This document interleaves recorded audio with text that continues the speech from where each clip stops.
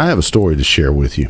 About 1993, 17 years ago, when I was a teenager, and before everyone had a cell phone in their hand, I used to live at a place about 13 miles outside of Meridian, Mississippi. There's nothing there but hunting and fishing and a man's dream. A lot of creeks, rivers, ponds, small lakes, woods, and old logging roads that went on for miles. Some relatives of mine own a great deal of land close to where I live, and their land was on an old logging road that went to a creek called Tallahala. It is a long and winding creek. This creek in some places is as wide as most rivers, but it's always shallow until it rains. And on my relative's property, close to this creek, they had built a simple one-room cabin for camping.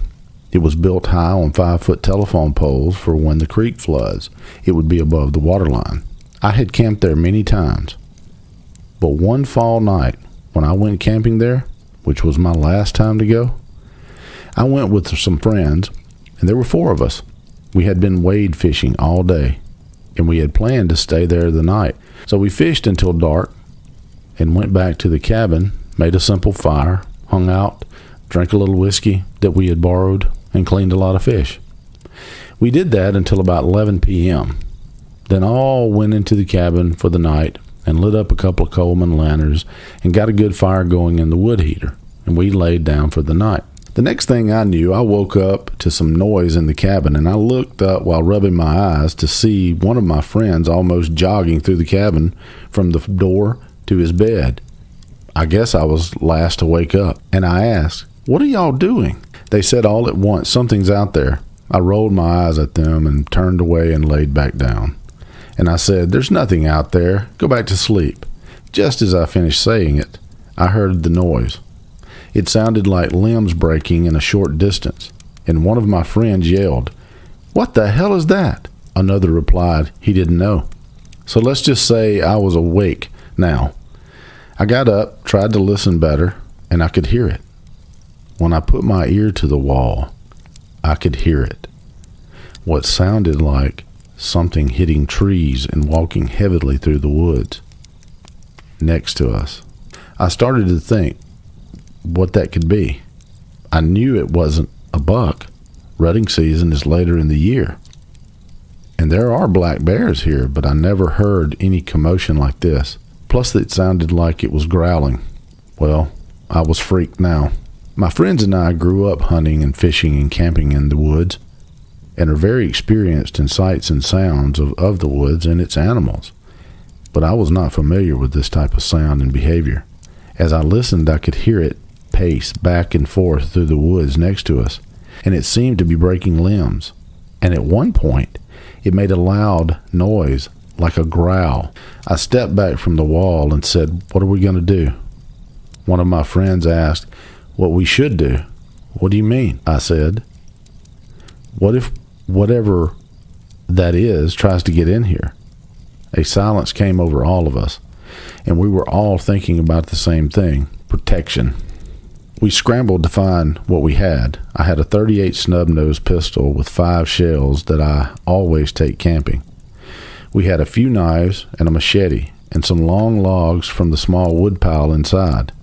So I focused on getting some of the clothes and boots on, and as we were spreading out in the cabin, it stopped. One of my friends thought it was gone. We listened. I thought to myself, what if it's not in the woods anymore? What if it's closer? One of my friends went to the door that had the only diamond-shaped window to look down the steps outside, and I yelled, "Don't open that door." He yelled back that he was just going to have a look. He looked through the window for a while and asked for a flashlight, so we took him one, and he shined it outside for a while and didn't see anything. He asked, "Do y'all want to make a run for the four-wheelers?" And I was trying to think how far they were, about 30 yards from the trail to the logging road. I thought it was a very long walk, and especially if that thing is still out there. We listened for a little longer, all of us still on edge. Then one of my friends asked, "What is it? A pissed-off bear, you think?" Another friend replied, "I don't know, but I can't stand this. We got to see what it is." I told them I was staying put. I'm waiting for daylight so I can see. 2 flashlights, 2 lanterns, and 1 little gun isn't enough for me. So everyone agreed and sat back down and waited while one friend stayed looking out the door. It had been 10 or 15 minutes since we had heard any noise. And then all of a sudden, a big thud on the back side of the cabin, halfway up the wall. We all scrambled to the center of the cabin, and we all yelled and cussed. And we were yelling at whatever it was to go away. So at this point, I was pissed off, and I thought someone is messing with us. So I ran to the wall where I heard the thud. I banged back on it as hard as I could and yelled, "I have a gun, and I will shoot you." Everyone went quiet to see if we got a response, but we heard nothing. So I put my ear to the wall to see what I could hear.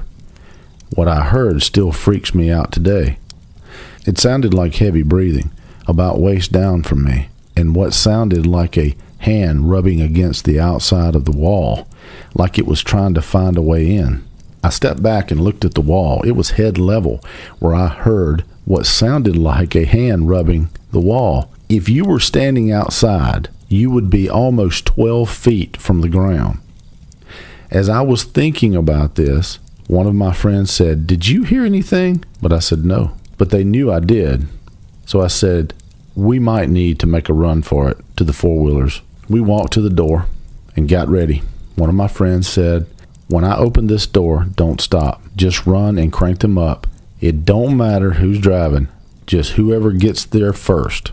I then said, "Let me shoot a couple of times in the air as we run out."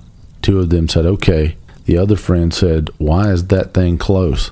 I didn't want to say, but I said yes. And at the moment my friend opened the door, I ran out, shot twice, and ran down the steps. And then I noticed I must have been running slow because I was getting passed up by my friends. So I sped up, and when we were at the four-wheelers, they cranked them up, and we were gone. We had them wide open all the way home. I felt like something was going to snatch me off the back of the thing. So I stayed turned around so I could see behind us, but I didn't see anything. It felt like it took us forever to get back to the house. But at 50 miles per hour, it was probably only 15 minutes until we were back at home. At almost 3 in the morning, I banged on the door until my dad got up, and he was mad. He asked me, "I thought you were camping." He asked what happened, and I said, "We just wanted to come back here." He said, "Where's my cooler and the stuff you took?" I said, "Back at the cabin. We will get it tomorrow."